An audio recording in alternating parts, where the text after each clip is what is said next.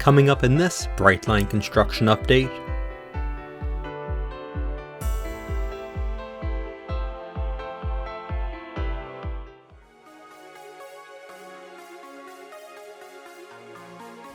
This update looks at the progress on the Frontenac Improvement Project in Cocoa Junction, where the line to Orlando breaks off of the Florida East Coast Railway mainline.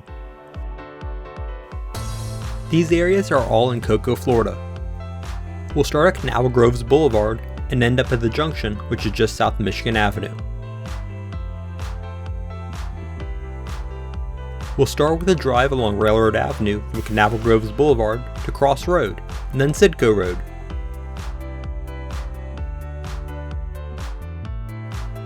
Looking north, you can see signals where a new crossover was built where the new track will join into the existing double track. Looking south, and the new track is taking shape.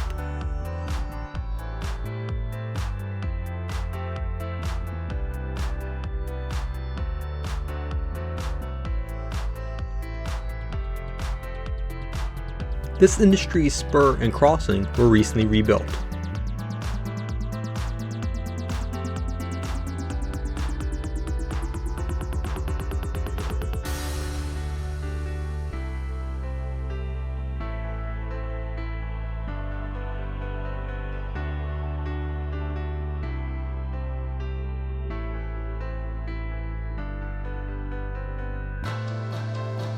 The new second track is in place and ballasted here. The new track is the closest one to the camera.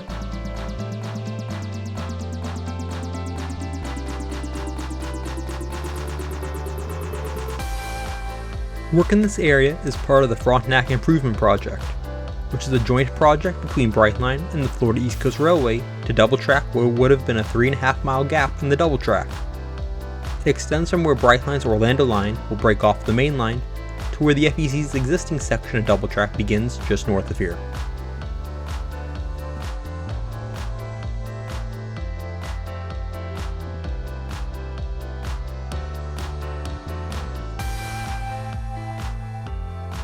They haven't dropped ballast in this area yet, but the track is assembled.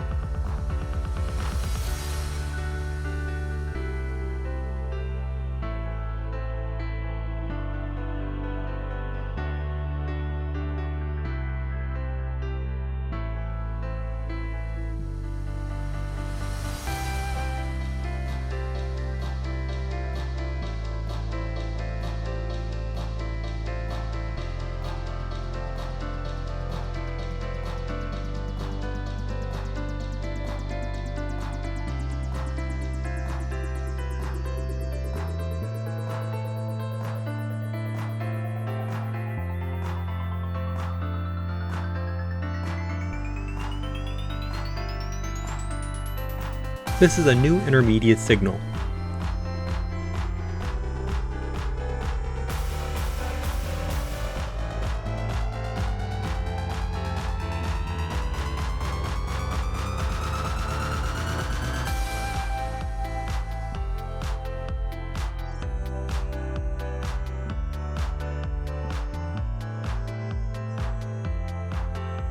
The Crossroad crossing has been rebuilt and double-tracked.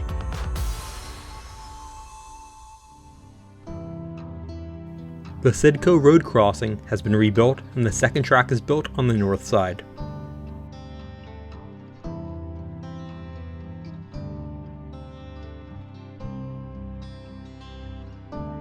No track work has been done to the south yet, as a frequently used siding has to be relocated first. We'll now head south of State Road 528 to take to the skies to look at the area between the Cocoa Tunnel and the junction. Now in the air, you can see the new track on the right as I fly north. The track on the left is the lead for Cemex's City Point facility. The two tracks to Orlando will be on the left of these tracks here. Crews are still working to clear and build up the right-of-way where they will go. The track laying ends just short of the 528 for the time being. Past the 528, the former ditch has been filled in, and sub-road bed has been laid all the way to Beaujest Road. You can see Sidco Road where we are driving in the distance.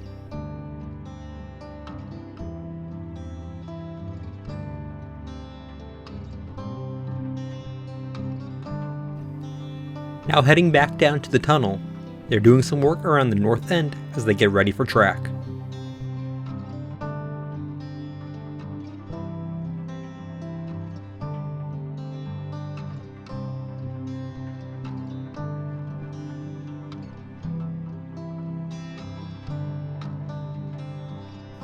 This tunnel is the end of Zone 3 of the construction, which covers the majority of the new Orlando line from the north side of Orlando International Airport to here.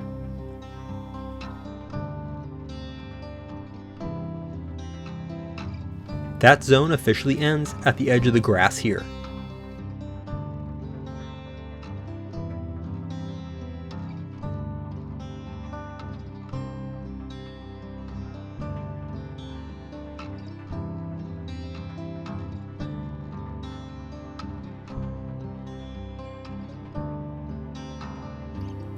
On the right here are stacks of ties being staged until crews are ready to lay them.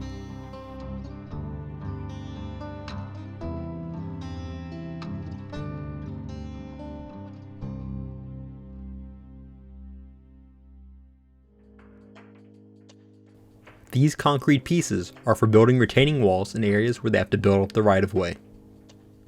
Crews working on the Frontenac Improvement Project are using the area on the left for staging. They are responsible for the new track on the left here up to Michigan Avenue. A little bit of sub-road bed has been laid here.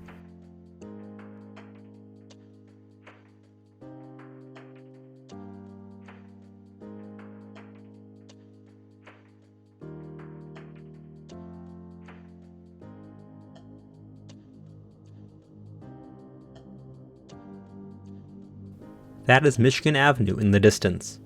We'll take a closer look at it later on.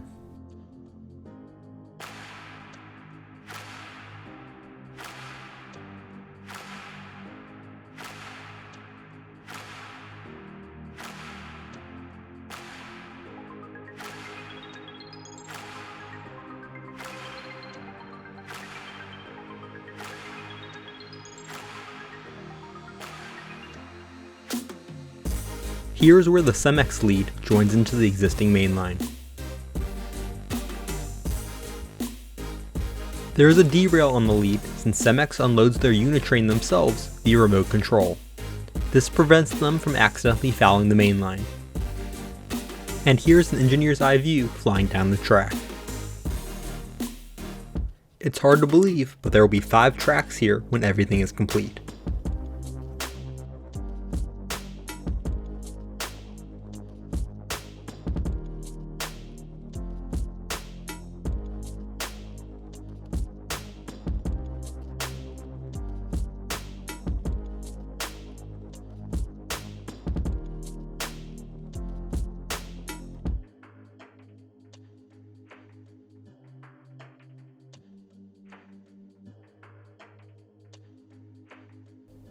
And looking straight down at the track.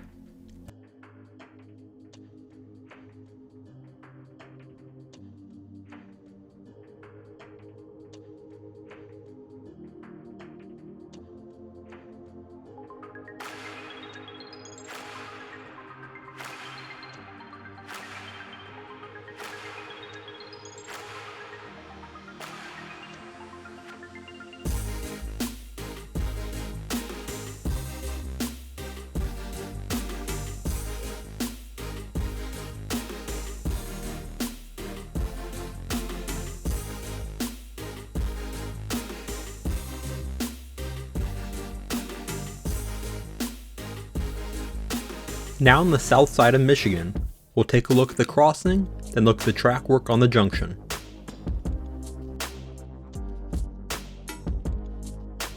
This is the only crossing being built for 4 tracks in Brevard County. 2 are for the Florida East Coast Railway heading up to Jacksonville, and 2 are for Brightline heading to Orlando.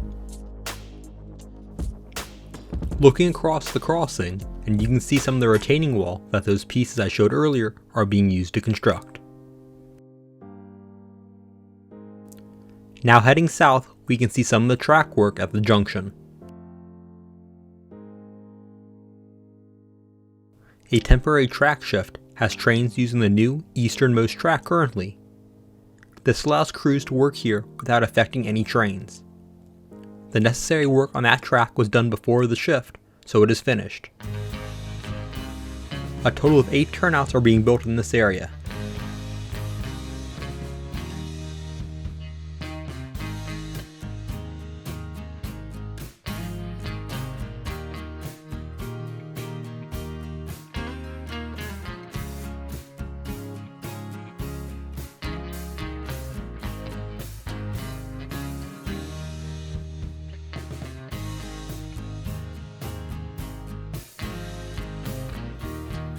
The old main line that was removed for the work here can be seen dragged over to the right here.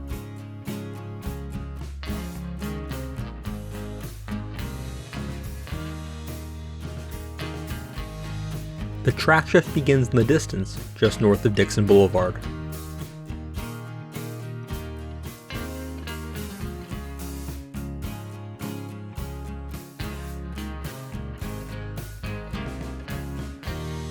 Now we'll look at the track arrangement. Here on the south end is a standard set of crossovers, just like the ones being built at other locations.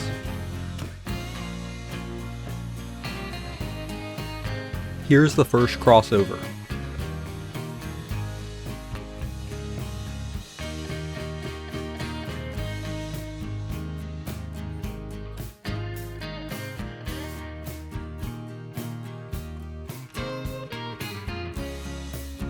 And here's the second. These 2 crossovers allow trains to change between the 2 tracks no matter which direction they are going.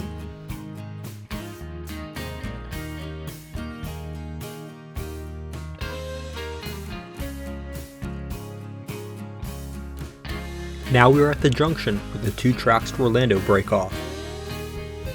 The first track breaks off at this turnout.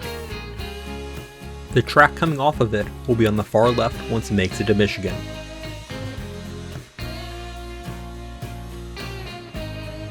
For the second, there is first another single crossover from the eastern main line to the western as trains head north.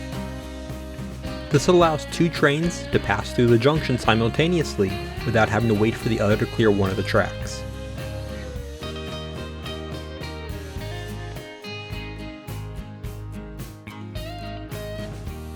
The turnout for the second track to Orlando breaks off after it here at the north end, just south of the Michigan Avenue crossing.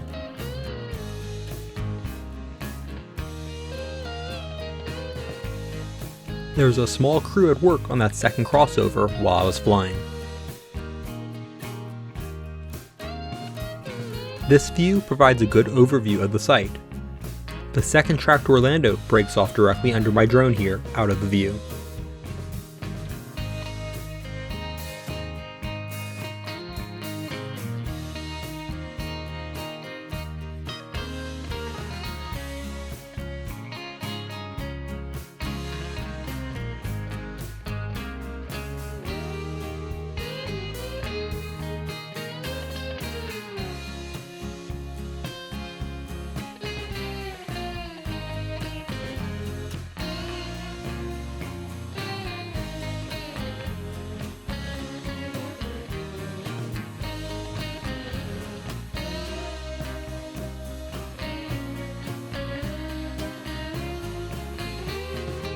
We'll finish with a ground level view from Michigan Avenue.